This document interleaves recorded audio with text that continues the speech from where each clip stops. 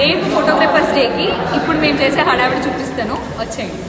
ఇదంతా కూడా నిన్న చేసిన షూట్ అన్నమాట. ఏంటి బ్యానర్స్ కడుతున్నామని ఆలోచిస్తున్నారా? ఫస్ట్లీ ప్రతి ఒక్క ఫోటోగ్రఫర్ కి హ్యాపీ వరల్డ్స్ ఫోటోగ్రఫీ డే. ఈ ఫోటోగ్రఫీ డే ని సెలబ్రేట్ చేయడం కోసం ముందు రోజే ప్రిపరేషన్స్ అన్ని కూడా స్టార్ట్ చేసేసాము. ఒక బ్యానర్ అంటించడానికి ఏ గమ్ యూస్ చేస్తే అంటుకుంటుందో కూడా తెలియని మేధావులు ఉన్నారు. బట్ అయినా సరే ఒక ఫోటోగ్రఫర్ కి కేవలం ఎలా ఫొటోస్ తీయాలో తెలుస్తుంది, కానీ ఏ బ్యానర్ కి ఏ గమ్ యూస్ చేయాలి అన్నది ఎలా తెలుస్తుంది చెప్పండి. బట్ అయినా సరే కొత్తగా స్టార్ట్ చేసిన కొత్త థింగ్స్ ని నేర్చుకుంటూ అందరం కలిసి కట్టుగా పనిచేయడం స్టార్ట్ చేశారు. ఈ డే ని సెలబ్రేట్ చేయడం కోసం దీని వెనకాల బ్యాక్ ఎండ్ లో బోలెడంత హార్డ్ వర్క్ పెట్టారు మా వాళ్ళంతా. మేమేదో ఇప్పుడిప్పుడే నేర్చుకుంటుంటే మా సార్ మాత్రం మమ్మల్ని ఒక వాయించారు. కానీ బ్యాక్ ఎండ్ లో మమ్మల్ని ఒక బ్యాక్ బోన్ లా నడిపించేది మాత్రం మా హెచ్ఓడి సార్ అనే చెప్తాను నేను. మేము అల్లరి చేసినా భరిస్తారు, మేము లేట్ వచ్చినా భరిస్తారు, ఆఖరికి మేము ఏ తప్పు చేసినా మమ్మల్ని క్షమిస్తూనే ఉంటారు. నలుగురు కలిసి ఒక మాట మీద నిలబడాలంటే ఒక పెద్ద యుద్ధమే జరగాలి. అలాంటిది ఒక బ్యానర్ కట్టడం కోసం 10 మంది ఐడియాలజీస్ ఒక చోట పెడితే ఏ రకమైన టైం తీసుకుందంటే 10 నిమిషాల్లో అయిపోగొట్టాల్సిన పని కాస్త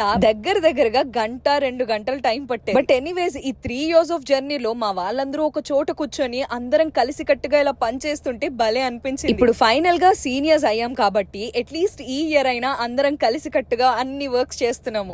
కొన్ని సార్లు అయితే పెద్ద స్టంట్లు కూడా చేశారు. పాపం ఎంతో ఈజీగా ఉన్న నిచ్చెనలు వాడడం మానేసి మనుషుల మీద మనుషులు ఎక్కడం స్టార్ట్ చేశారు. ఈ వరల్డ్ ఫోటోగ్రఫీ డే ని మేము ఎలా సెలబ్రేట్ చేసుకున్నామో చూడాలి అనుకుంటే నెక్స్ట్ మినీ వ్లాగ్ కోసం వెయిట్ చేసేయండి. మీకోసం చాలా మినీ వ్లాగ్స్ దాచుంచాను. See you in the next vlog. Bye guys.